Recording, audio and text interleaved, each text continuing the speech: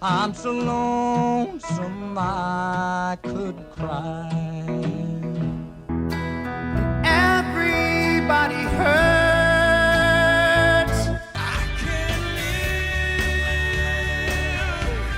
live with or without you. 'Cause you had a bad day, you're taking one down, you sing a sad song just to turn it around. Tears stream down your face when you lose something you cannot replace. We sing a lot about pain in this country, heartache, broken dreams. In fact, I was thinking about this week. Two of the music styles that America has given to the world have to do with pain. Think about it. Country and Western. A lot of pain. And the blues. Two uniquely American styles of music, all dealing with sadness. Because we want to express our pain. We want to get it out there. We need a way to tell the world, and we can relate to somebody else's pain. And so what we're going to talk about today is how we recover from that pain. We're going to talk about trauma today and how we recover from trauma. Everybody in life faces trauma. Now, we try to reduce the possibilities of it. We buy all kinds of insurance and try to inoculate ourselves and protect ourselves as much as we can. And we can avoid some pain. But into every life, rain falls. Jesus said the rain falls on the just and the unjust, on good people and bad people. You are going to have challenges in this life. And what I want to do today is help you to be able to protect yourself when crisis comes. Maybe, like I said, you're feeling it right now, just the tension of this past week with the election and it hanging on and all of that. And then the COVID thing going up, it seems like, more cases every day and so on. And there's a lot of subtle pressure on everyone right now. And so I want to talk to you about how we weather that. And then I also, secondly, want to talk about how do we get past pains from our past. Okay? Now, first of all, let's talk a little bit about trauma. When we first started the series, in the first few weeks, we talked about trauma, two types. Remember, A and B trauma. And A trauma is that trauma of things that we didn't get in our lives, things that we should have gotten. We talked about unconditional love from a parent, that every person needs unconditional love from a parent or a primary caregiver as soon as they're born and as they grow up. If they don't get that, then they don't make a good attachment. They don't trust people. And that follows them through the rest of their life. Every relationship they have difficulties with, whether it be a work relationship, trusting their coworkers or boss, whether it be dating, marriage, parenting, even your relationship with God is affected if you don't have good attachments at an early age. And this issue of love and unconditional love is so important to us in all of life. And like I said, this is actually a harder trauma to heal because people have no reference point. They have to take such a huge risk to love unconditionally or accept someone's love when everything inside of them is telling them, protect yourself. No one has ever loved you. You can't trust anybody. You got to take care of yourself. See, there's a lot of people that's defined their lives. It defined my life until I came to Christ because I had never felt that kind of love from my parents. And so I know what that is. And if you're wrestling through relationships and you're having difficulty and you just maybe feel lonely or you isolate yourself from everybody, it could be because of these things. So that's A trauma. B trauma is the stuff that's more obvious, the disasters and natural disasters that we go through. You lose a job, you face a financial crisis, health issues, physical, sexual, emotional abuse, abandonment, betrayal, divorce, loss of a loved one, pandemics like we're going through now. Most people are pretty resilient. and pretty good at recovering and even helping other people to survive. And we also, in Why Do Crisis Intervention, if I get deployed somewhere to help people in a crisis, we never refer to people as victims. They're always survivors. The victims are the people that didn't make it. But you did. So that's something positive that we can begin to build on. So we refer to everybody as survivors. And we start on this external kind of restoration, and we're pretty good at that. I think the challenge is we're not as good at dealing with the mental, emotional, and spiritual toll that trauma takes in our lives. I mean, the physical restoration can start right away, and people can start to rebuild, and they can go out and look for another job, and they can rebuild their credit, and they can maybe find a new relationship or something like that. But for the most part, when these wounds are deep and they affect us psychologically and spiritually, it really takes a long time. It can something people can carry for a lifetime. I know people have gotten wounded, hurt in a relationship, and they just never recovered. They never would take that risk again because the wound was so deep, and maybe it didn't even happen until they were an adult. Like I said, as Christians, we don't get a pass on pain. I wish we did. I mean, there are times that I think God protects us, but He doesn't promise to protect us from everything. Listen to these words of the Apostle Paul in 2 Corinthians chapter 1. He says, "We were crushed, completely overwhelmed, and we thought we'd never live through it. We expected to die."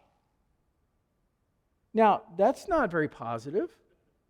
Come on, Paul, we're supposed to be positive. That's a negative confession right there. What's the deal with that? Well, Paul's just being honest. This is what he felt. He says, "But as a result, we learn not to trust in ourselves, but on God." And I'll tell you, that is what it really comes down to. We can either come out of these situations being much closer to Jesus, or we come out of them more guarded, more protected, more responsible for ourselves. And that's what I said. With trauma, there's such a spiritual aspect to it. When the enemy, his goal is to destroy your life, right? So he never says, "Oh, you're hurting, I'm going to leave you alone till you get better." No, he just wants to pile on. He just wants to beat you down and get you to beat yourself down. Now, we've said this many times. Hope you get this message by now, but Satan only has one weapon. His only weapon is lies. And if he can get you to believe a lie, you'll destroy yourself.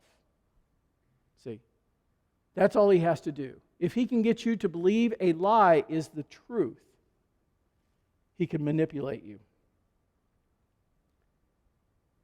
Bill Johnson, in his book, The War in Your Head, described a scenario I thought was good. He says, say you've got a problem with your finances, and a person with a renewed mind derives joy, even in that circumstance, from what God says. I mean, they'll just trust God's word.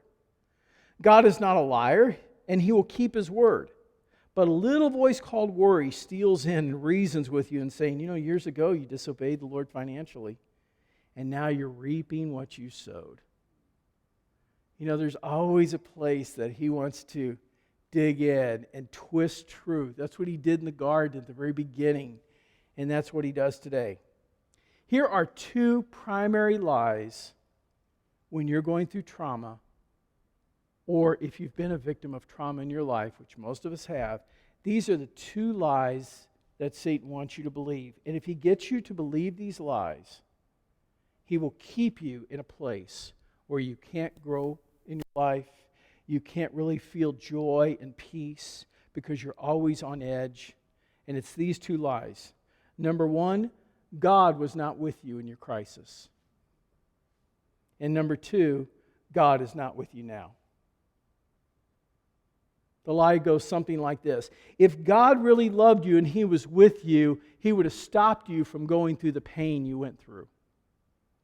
Anybody ever heard that lie? Yeah. And the second lie is this: if God really loved you now, you wouldn't be hurting the way you are. He would take away the pain. So He wasn't there then, He isn't here now. Well, what good is God then if He wasn't there then for you and He's not here for you now?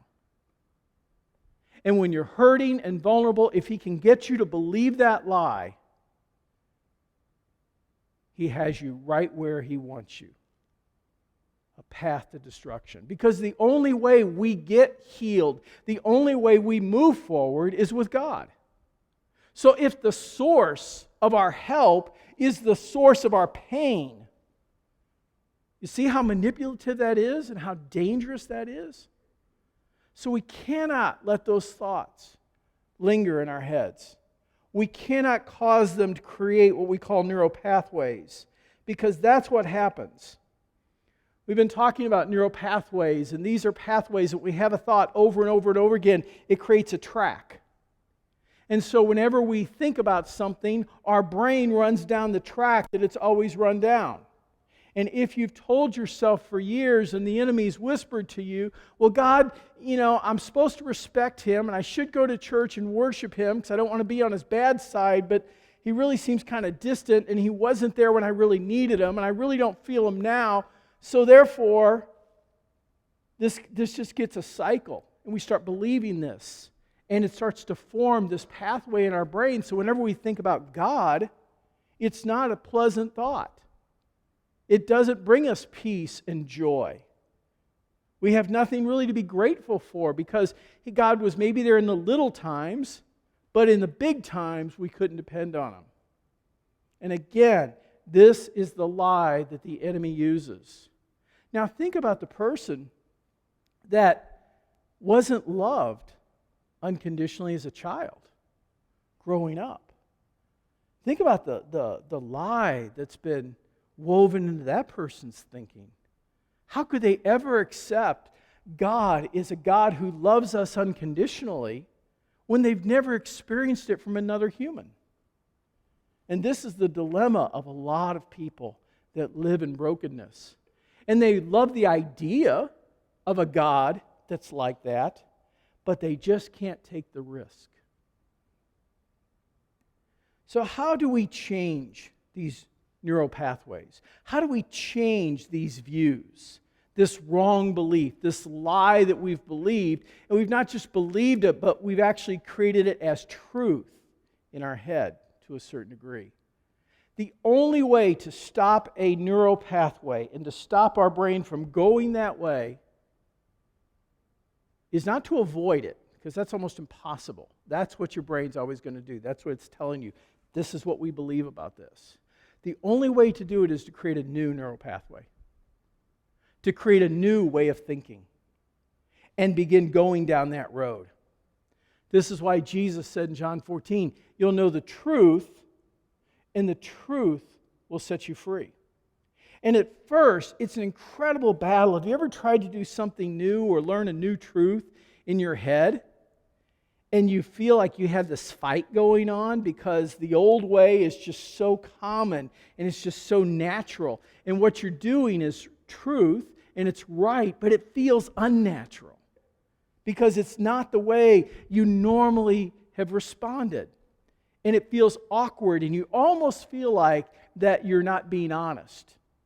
Because in your head you're saying, this is really what we believe, but I'm going to respond this way. I'm going to respond out of God's heart. I'm going to respond according to truth. And you'll feel hypocritical when you first start doing it. But it's the way to freedom. Jesus spoke to His disciples before His arrest and His crucifixion. He was concerned about the trauma and pain that they were going to go through and what the enemy would sow into their minds. He said to them in John 16, He says, I've told you all these things. And when He's talking about all these things, He's talking about John 14 through 16, 3 chapters that He's talking to them about to tell them what's going to happen. He said, I've told you this so that you may have peace in me. Here on this earth, you will have many trials and sorrows, but take heart, because I have overcome the world. So let me give you 3 truths that you need to embrace And you need to embrace these when it comes to any type of trauma in your life. The first one is this: the trauma is not my fault. Okay? Now, let's face it. There are some things that we do that are just bad decisions and bad choices we make. And we suffer from those at times. But most of the major trauma in our lives, we have no control over. Think about a trauma. You didn't have any voice in a trauma. So when you were neglected or abused as a child or not given the love you need, you can't help it but to not be able to show love or receive love. It's just the way it is. But that's not your fault. I was with a guy this week that's just battling addiction. And, such condemnation. He was just beating himself up so bad. And I said, look, I don't think you chose to be an addict, did you? He goes, no. I go, this isn't something you got up one day and said, hey, I think I'll become an addict. It just is something that's happened over time because of pain in your life. This idea of blame and self-blame is so dangerous because, see, if it's my fault, what do I deserve? Punishment, judgment. And so I provide that to myself so God doesn't have to. And somehow that makes me more righteous. Because I acknowledge my pain, it's my fault, this is what I deserve. So you think that's going to spiral you upward or downward? It's definitely going to take you down. When I work with first responders, I get called in when they've had a bad run. And a bad run may be they lost somebody on a cardiac arrest, or a child died, or they had an opportunity to try to save somebody and it didn't work. And sometimes, whether it's, we had a water rescue not too long ago, that was one I was thinking about, but I talked to the medics or the paramedics afterwards and the firefighters and just meet with them individually. And so I'll say, tell me what happened. And they'll go back through the story of what happened. I'll say, well, tell me what you did in particular. And so they'll go through that. And you have to understand, first responders are about rushing toward disaster to help people. It's in their makeup. It's a unique mindset of people that run toward a crisis instead of away from it. You either have that in you or you don't. And so if you're one who runs toward, you're expecting to help. You're expecting to save somebody. And if it doesn't work and they don't make it, then there's a lot of self-condemnation, a lot of self-criticism, a lot of blame that you take on yourself. So I'll ask them, what did you do in the situation? Well, I did this. Let's start back with the call. What did you do when you got on scene? Well, I did this. And then what did you do? Well, I did this, and this, and this, and this. And I go, okay, let me ask you this. What would you do different next time? And 90% of the time, they'll say, nothing. I wouldn't do anything different than what I did. And I go, okay. So you did everything you could. You did it right. So why is this your fault? Why are you blaming yourself? You did exactly what you were trained to do. And it's that sometimes will open like a moment of clarity in them. And I would say the same thing in our situations. Many times we beat ourselves up for stuff that we didn't cause or that we wouldn't do differently. And when we would do it differently, we learn from that. Secondly, trauma is not my identity. A lot of people go through trauma and it redefines them. You lose a spouse. Now you're a widow or widower. You lose your eyesight. Now you're blind. You lose your job. Now you're poor. And we become the outcome of that trauma, and we get stuck there. You may have lost a spouse, and you may be a widow or widower, or you may be a divorcee, or you may have a physical illness or handicap or whatever. But that doesn't have to define who you are. You're a child of God who is created in God's image, who is loved deeply. And we cannot let anything but that truth define us. It's what God says about us that defines us, not our circumstances, not our past, not anything else, and not anyone else as well. There are a lot of people that we work with that are adults and are still defined by what a parent said to them at 5 and 6 years old. They still cannot get past that pain because that person that was supposed to love them was critical and put them down. And that just so struck a young, shapeable heart that it wrecked them. You are a child of God, loved by God. And that's the truth. And that truth may be awkward to believe when you've told yourself your entire life that you're unlovable. But that's God's truth, and it can prevail. Third thing to tell yourself is that the trauma is not my future. A lot of times in a crisis, all we can focus on is the loss and the limitations. And it's just natural for humans to think about the worst case scenario and to build their lives on that because we're trying to protect us from that happening. So we're trying to protect ourselves. But you don't have to focus on the negative stuff. You focus on the goodness of God. God, I don't know how you're going to fix this situation, but I'm trusting you. And it's amazing that you interview people that have just gone through some type of loss or crisis or trauma in their life, and you talk to them and the world is just a dark place. But then you talk to them 6 months or a year later and they go, oh my goodness, where I was then compared to where I am now. I had no idea that it could come out this good, that God could redeem all of this, that God could change my circumstances. So all the pain they went through from that first day on was unnecessary. All the fear, all the frustration and everything was unnecessary because they could have trusted God from the very beginning and said, God, I don't know what you're going to do, but I'm trusting you. I'm going to stand back and see what you're going to do. In the meantime, I'm just going to love you. I'm going to follow you. I'm going to trust you. I'm going to hear your voice. I'm going to do what you want me to do. Those people don't have to deal with as severe as the impact of trauma as other people do. So a couple things that will help. Not only believing those things in your mind, but also this. Learn to accept help from other people. You've got to learn to accept help from people. Paul said God comforts us in 2 Corinthians. He said God comforts us in all of our troubles so that we can comfort others. Then when others are troubled, we are able to give them the same comfort God is given to us. There are a lot of people that want to listen. They want to be a friend to you. They want to walk with you through a tough situation. Some people are terrible at it. Those aren't the people you want to be around.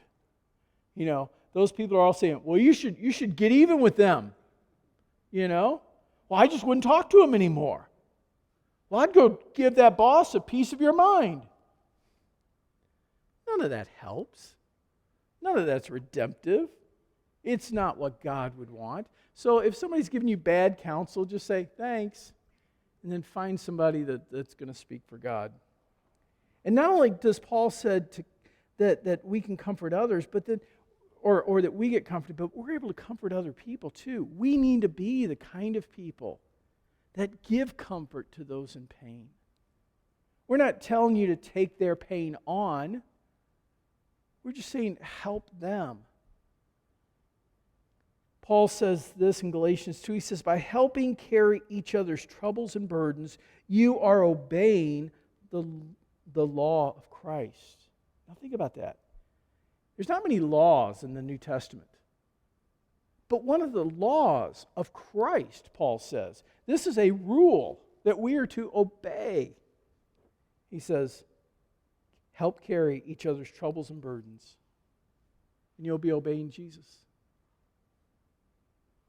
Because you are Jesus' means of helping people get through their struggles in life. Another thing, don't waste any energy on revenge. Just learn to forgive. In a crisis, what most people want to do is they're trying to, in your brain wants things to get back to normal. It feels like everything's out of control and everything's being shaken. So in order for the brain to get back to normalcy, it's got to find a source of the pain, someone to blame, either you or somebody else. That's why in a crisis, the minute family starts to show up, if I'm at a home and someone's deceased, or there's an accident scene or something like that, what everybody wants to know is, well, what happened? Well, what? Give me the details. And they want all this stuff that we just can't give them yet. I mean, Indianapolis, it might be 6-8 weeks to get a toxicology report. So I don't know what they took. I don't know what happened to them. We don't know in a scene what caused someone's death. What we always say is they died of a heart attack, which is really weird because that makes people feel good. Well, they died of a heart attack.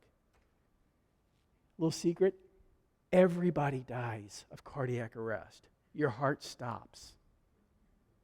It may happen, I won't say that, that would have been bad. It may have happened because you had an accident or because you had some type of injury or something happened in your body, but you die because your heart stops.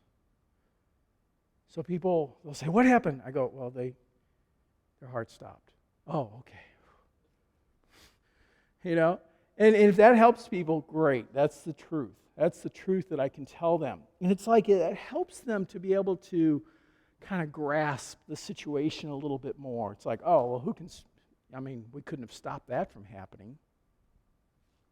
One of the ways I see a lot of people traumatized is when you call 911 because your loved one is not breathing or something, they'll say, place a person on the floor and then start CPR. Well, most people don't know how to do CPR. It's hard to even move the person. And then they've got to do this for 5 minutes until professional help arrives. So that whole time they're feeling responsible for this person's life or death. And it's a good thing to do. It's important, but there's a lot of trauma that's involved in that person trying to help their loved one come back to life. I mean to be so morbid this morning. Sorry, chaplain stuff, Hopefully it'll help.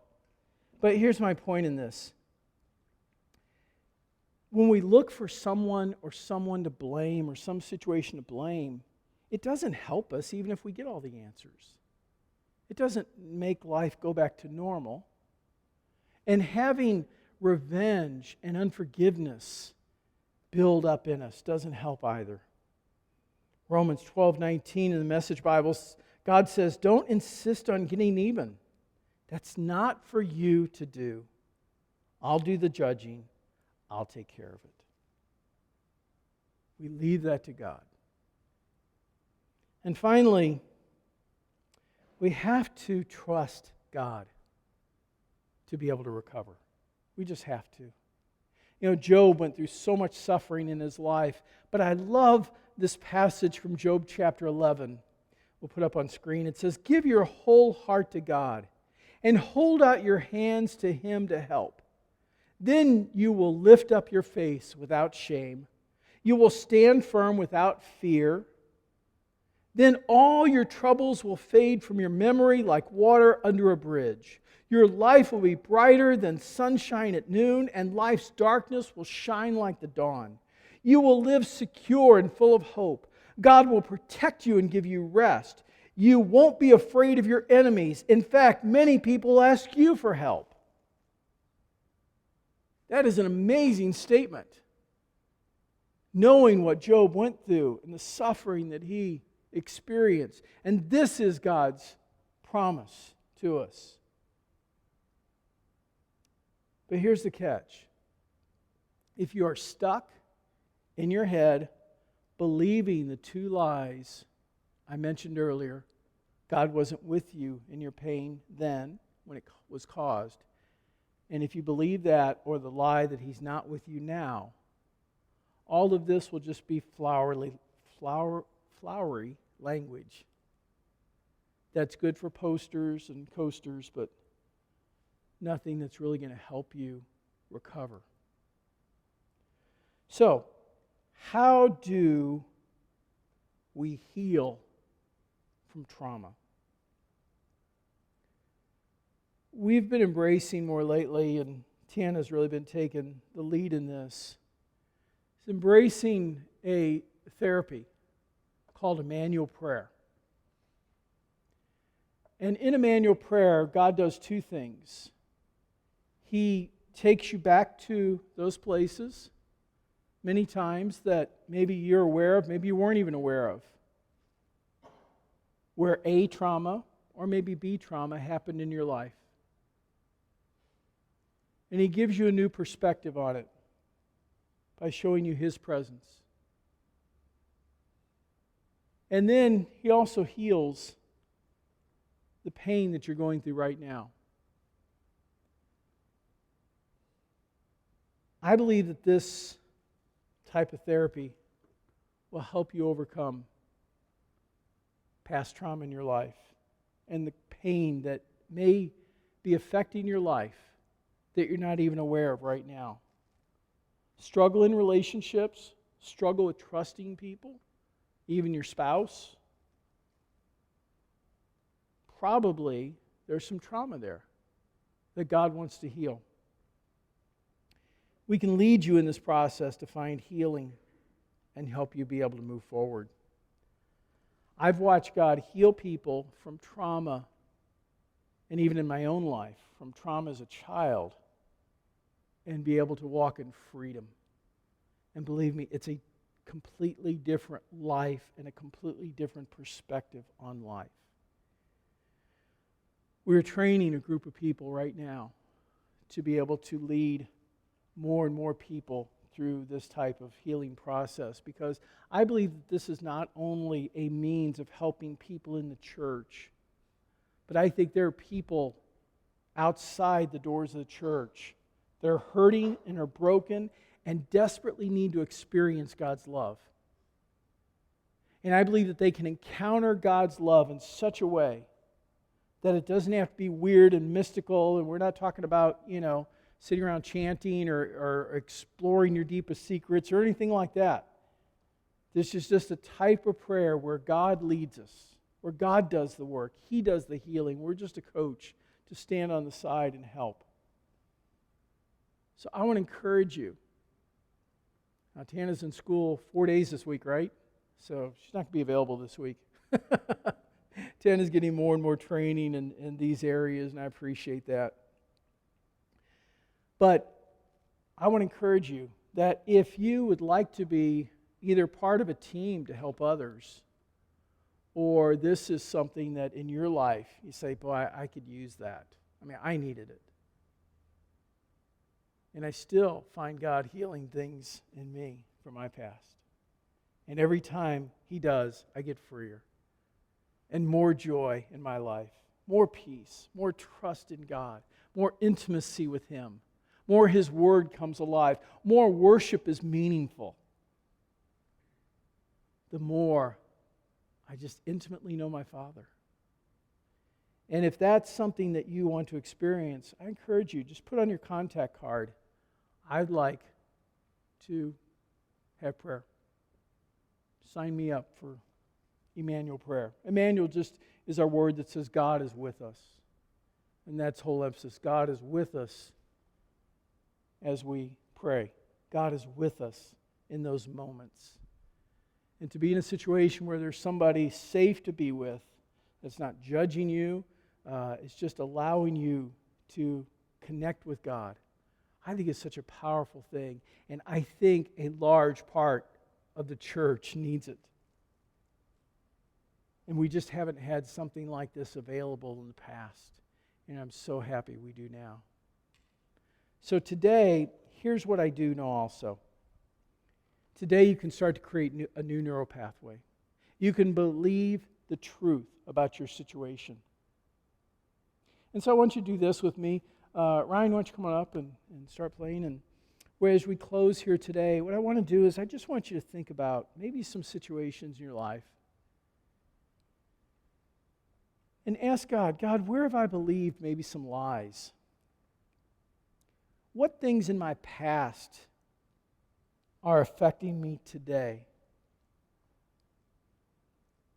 And begin to ask Jesus to not only heal those things, but to reveal His truth so that you can find freedom. Father, I pray right now for everybody in this room. Lord, all of us are broken people. We've all got our dysfunctions. We've all got our insecurities and fears and hurts and things like that. Some of us are completely overwhelmed by them, though, to the point where we can't connect with you the way we want. And Father, I pray for those people in particular this morning that they would open their life to you. Maybe it is just to open up and say, boy, I need some help in that area. I could use some coaching to be able to connect with God, to get free from my past. Or maybe I don't know what it is, but I feel this thing inside that hinders me from drawing close to God. Father, I pray for those people right now that you would show them your love, that you would draw them to yourself, Father, and that they would experience healing and wholeness in their life, that they would be able to walk in freedom. In Jesus' name.